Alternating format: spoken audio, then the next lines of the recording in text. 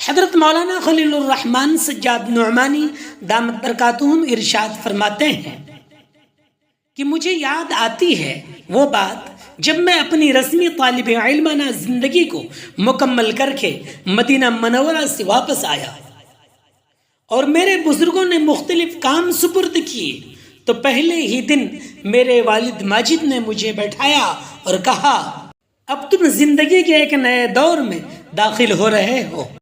میں تجربوں کی روشنی میں کچھ باتیں تم کو سمجھانا چاہتا ہوں، دل کے کانوں سے سننا اور دل پر نقش کر لینا۔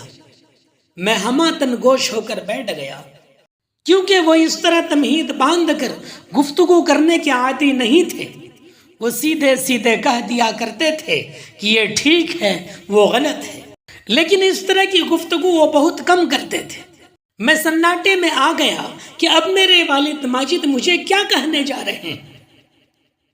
پھر انہوں نے کہا، اچھی طرح سمجھ لو، تم اس قوم کی تربیت و خدمت کے لیے میدان میں اتر رہے ہو جس کی طرف سے تمہیں سوائے تنقیدوں اور ہمت شکنیوں کے کچھ ملنے والا نہیں ہے۔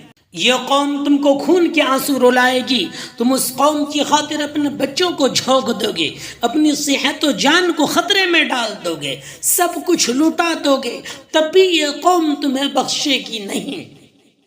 اس لیے پہلے دن سے اپنی نیت کو خالص کر لو، صرف اللہ کی طرف دیکھنا، قوم کی طرف مت دیکھنا، بالکل مت دیکھنا۔ اگر تم نے آخرت اور مغفرت کی نیت کر کے کام کیا تب تو تم کام کے میدان میں جمے رہو گے، ورنہ کچھ دن بعد بھاگ کھڑے ہوگے۔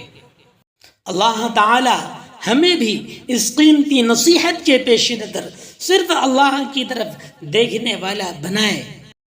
فلاحی انسانیت یوٹیوب چینل کو لائک، سبسکرائب اور شیئر کر کے خیر کا ذریعہ بنیں۔